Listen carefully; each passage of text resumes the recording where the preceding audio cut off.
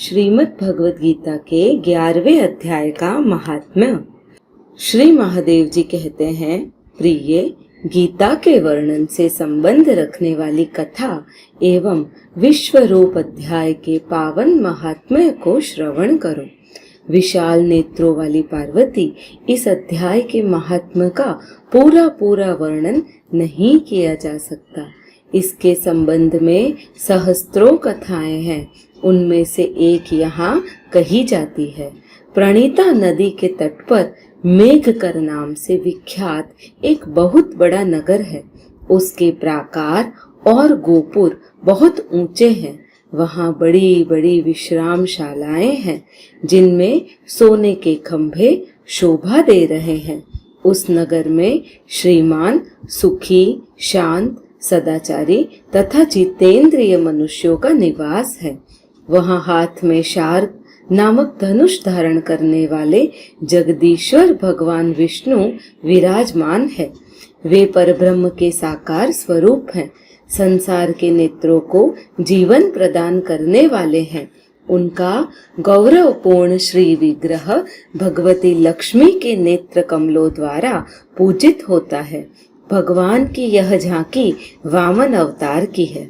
मेघ के समान उनका श्याम वर्ण तथा कोमल आकृति है। वक्ष स्थल पर श्रीवत्स का चिन्ह शोभा पाता है। वे कमल और वनमाला से विभूषित हैं। अनेक प्रकार के आभूषणों से सुशोभित हो भगवान वामन रत्न युक्त समुद्र के सदृश जान पड़ते हैं। पीतांबर से उनके श्याम विग्रह की कांति ऐसी प्रतीत होती है मानो चमकती हुई बिजली से घिरा हुआ स्निग्ध मेघ शोभा पा रहा हो। उन भगवान वामन का दर्शन करके जीव जन्म एवं संसार के बंधन से मुक्त हो जाता है। उस नगर में मेखला नामक महान तीर्थ है, जिसमें स्नान करके मनुष्य शाश्वत वैकुंठ धाम को प्राप्त होता है।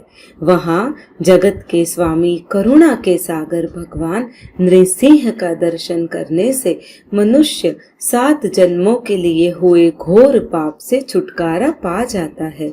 जो मनुष्य मेखला में गणेश जी का दर्शन करता है, वह सदा दुस्तर विघ्नों से भी पार हो जाता है। उसी मेघकर नगर में कोई श्रेष्ठ ब्राह्मण थे, जो ब्रह्मचर्य परायण, ममता और अहंकार से रहित, वेद शास्त्रों में प्रवीण, जितेंद्रिय तथा भगवान वासुदेव के शरणागत थे।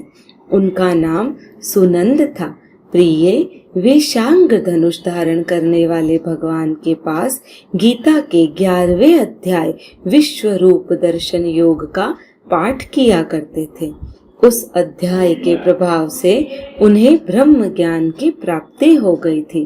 परमानंद संदोह से पूर्ण उत्तम ज्ञानमयी स्थिति को प्राप्त हो गए थे और सदा जीवन मुक्त योगी की स्थिति में रहते थे। एक समय जब बृहस्पति सिंह राशि पर स्थित थे, महायोगी सुनंद ने गोदावरी तीर्थ की यात्रा आरंभ की। वे क्रमशः वीरज तीर्थ, तारा तीर्थ, कपिला संगम, अष्ट तीर्थ, कपिला द्वार, नृसिंहवन, अंबिकापुरी तथा करस्थानपुर आदि क्षेत्रों में स्नान और दर्शन करते हुए विवाह मंडप नामक नगर में आए। वहां उन्होंने प्रत्येक घर में जाकर अपने ठहरने के लिए स्थान मांगा, परंतु कहीं भी उन्हें स्थान नहीं मिला। अंत में गांव के मुखिया ने उन्हें एक बहुत बड़ी धर्मशाला दिखा दी। ब्राह्मण ने साथियों सहित उसके भीतर जाकर रात में निवास किया। सवेरा होने पर उन्होंने अपने को तो धर्मशाला के बाहर पाया, किंतु उनके और साथी नहीं दिखाई दिए।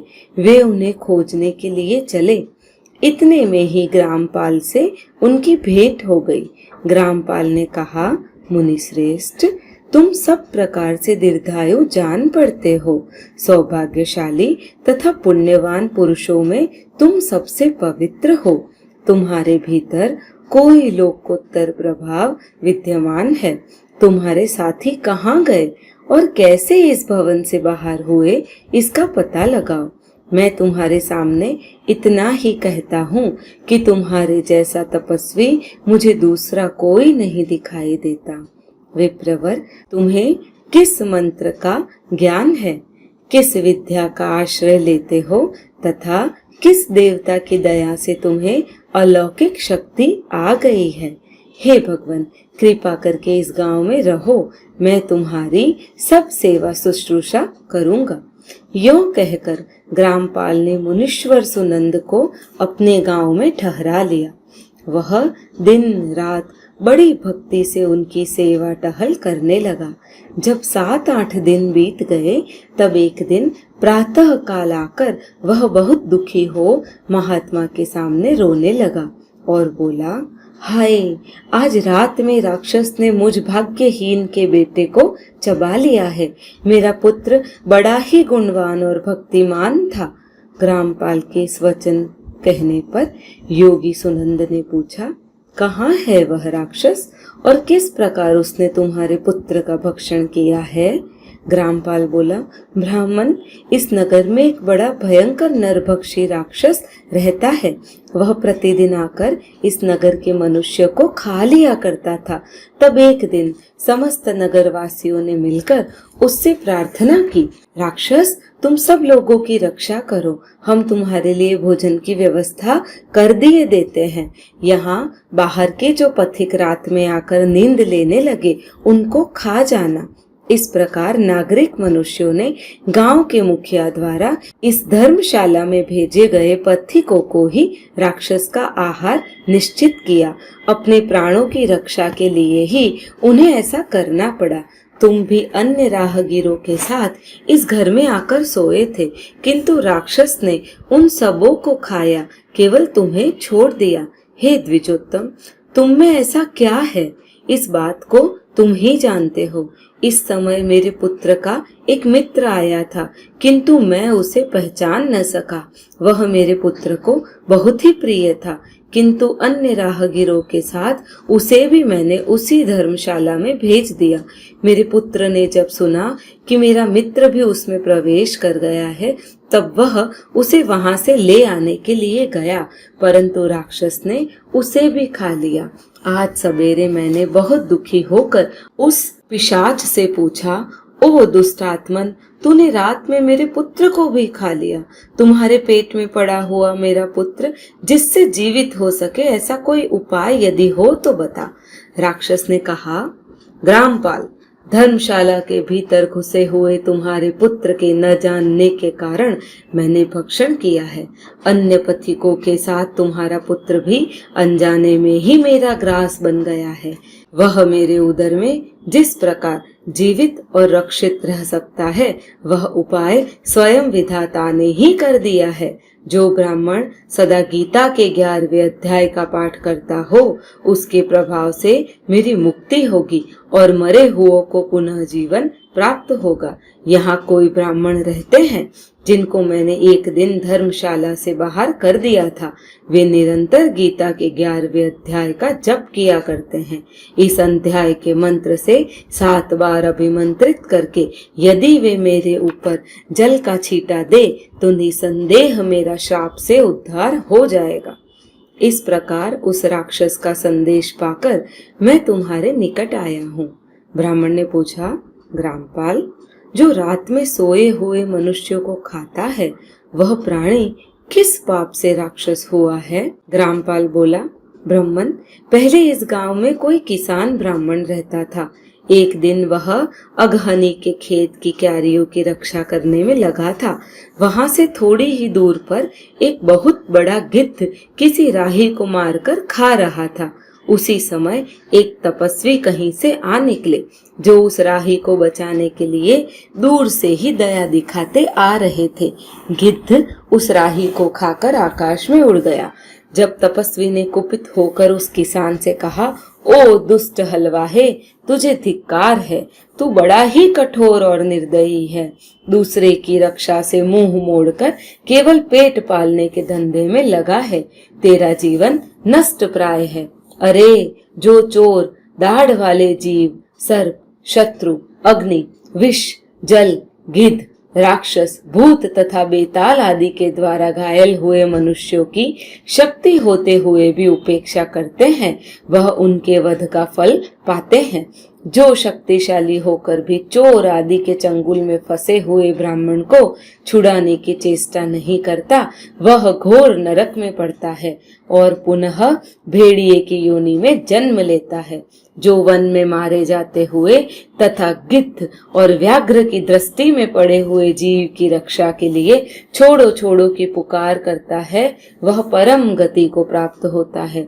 जो मनुष्य गौ की रक्षा के लिए व्याघ्र, भील तथा दुष्ट राजाओं के हाथ से मारे जाते हैं, वे भगवान विष्णु के उस परम पद को प्राप्त होते हैं जो योगियों के लिए भी दुर्लभ है। सहस्त्र अश्वमेघ और 100 वाजपेय यज्ञ मिलाकर शरणागत रक्षा की 16वीं कलाएं बराबर भी नहीं हो सकती है। दिन तथा भयभीत जीव की उपेक्षा करने से पुण्यवान पुरुष भी समय आने पर कुंभीपाक नामक नरक में पकाया जाता है।